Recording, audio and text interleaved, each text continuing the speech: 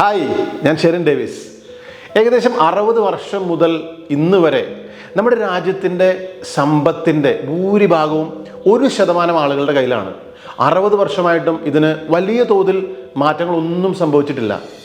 എന്തുകൊണ്ടാണ് ഒരു രാജ്യത്തെ സമ്പത്ത് ഇങ്ങനെ കുറച്ച് ആളുകളുടെ കയ്യിൽ മാത്രം തങ്ങി നിൽക്കുന്നത്? നമുക്ക് സമ്പത്ത് ഉണ്ടാക്കാൻ പറ്റാത്തത് നമുക്ക് കഴിവില്ലാത്തതുകൊണ്ടാണോ? അല്ല. പിന്നെ എന്തുകൊണ്ടാണ്? ഇതിനെ പറ്റിയാണ് ഇന്നത്തെ നമ്മുടെ ഡിസ്കഷൻ.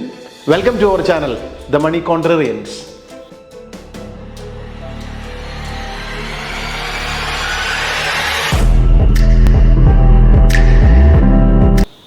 ഒരു പക്ഷേ നിങ്ങൾ ചിന്തിച്ചേക്കാം, നമ്മുടെ രാജ്യത്തെ ടാറ്റ, ബിർള, റിലയൻസ് ഇവരെല്ലാവരും ഇവരുടെ മുൻ തലമുറയിലെ ബിസിനസ് അവർക്ക് കൈമാറ്റം ചെയ്ത് കിട്ടിയതാണ് അവർ റിച്ച് ആവാൻ കാരണമെന്ന്.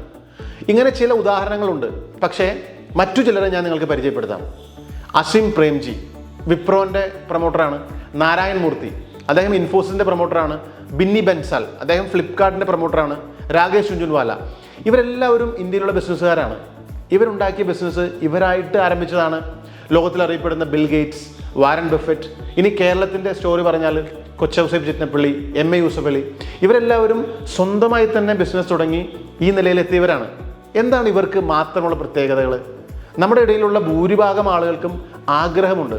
എന്നാൽ എന്തുകൊണ്ട് ഇത് സാധിക്കുന്നില്ല? ഞാനീ പറഞ്ഞവരിൽ സ്വന്തമായി വലിയ അസറ്റ്സ് ഉണ്ടാക്കിയവരിൽ 2 തരം ആളുകളുണ്ട്. അതിൽ ഒന്നാമത്തെ ആളുകൾ എന്ന് പറയുന്നത് സ്വന്തം ബിസിനസ് ഉണ്ടാക്കി അത് വളർത്തിയ ആളുകളാണ്. രണ്ടാമത്തെ ആളുകൾ മറ്റുള്ളവർ ഉണ്ടാക്കി വളർത്തിയ ബിസിനസ്സിൽ ഇൻവെസ്റ്റ് ചെയ്ത് ലാഭമുണ്ടാക്കിയവർ. മറ്റുള്ളവർ തുടങ്ങിയ ബിസിനസ്സിൽ ഇൻവെസ്റ്റ് ചെയ്ത് ലാഭമുണ്ടാക്കിയവരുള്ള ആളുകളാണ് വാരൻ ബഫറ്റും രാകേഷ് ജുൻജുൻവാല എന്നിങ്ങനെയുള്ള ആളുകൾ. ഒരു കാര്യം വളരെ വ്യക്തമാണ്, സ്വന്തമായിട്ട് ബിസിനസ് തുടങ്ങാതെയും നമുക്ക് റിച്ച് ആവാം. പക്ഷേ പണമുണ്ടാക്കിയവരുടെ എല്ലാം ചിന്താഗതി അത് ഏകദേശം ഒരുപോലെ തന്നെയാണ്.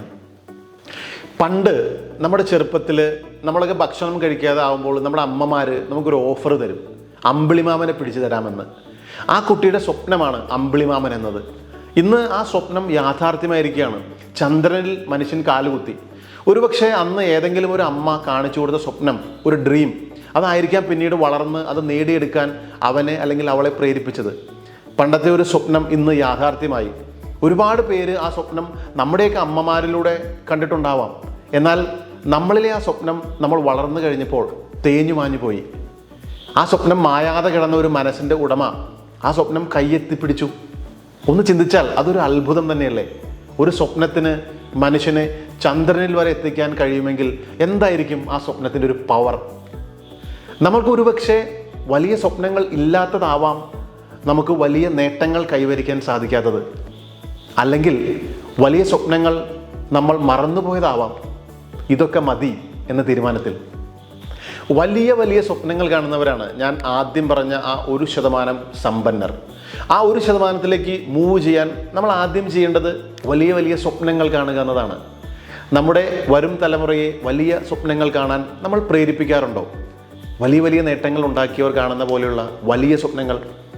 നന്നായി പഠിക്കുക, നല്ല മാർക്ക് വാങ്ങിക്കുക, എന്നിട്ട് നല്ല ജോലി മേടിക്കുക, എന്നിട്ട് മറ്റുള്ളവരുടെ സ്വപ്നത്തിന് വേണ്ടി പണിയെടുക്കുക, വേറൊരാളുടെ സ്വപ്നം യാഥാർത്ഥ്യമാക്കുക. അത് ശരിയായ ഒരു പ്രേരണയാണോ? നമ്മളൊരു കാര്യം മനസ്സിലാക്കേണ്ടത്, ഞാനീ പറഞ്ഞ ബിൽ ഗേറ്റ്സ്, ഇലോൺ മസ്ക് അടങ്ങിയ എല്ലാവരും അവരുടെ സ്വപ്നങ്ങൾ യാഥാർത്ഥ്യമാക്കാൻ വേണ്ടി പഠിച്ചവരാണ്. ഒരുപക്ഷെ ഇന്ന് ജോലി ചെയ്യുന്നവരിൽ ഭൂരിഭാഗം ആളുകളും സ്വന്തം സ്വപ്നങ്ങൾ ത്യജിച്ചവരായിരിക്കാം. സ്വന്തം സ്വപ്നം തിരിച്ചറിയാൻ പറ്റാത്ത അപ്പനും അമ്മയ്ക്കും വേണ്ടി ഒരുപക്ഷെ 100% പെർഫെക്ഷനുള്ള ഒരു ഫുട്ബോളർ ആവേണ്ട ഒരാൾ 50% പെർഫെക്ഷനുള്ള ഒരു ബാങ്കറായി ഇഷ്ടമില്ലാത്ത ജോലി ചെയ്ത് ജീവിക്കേണ്ടി വരുന്നു.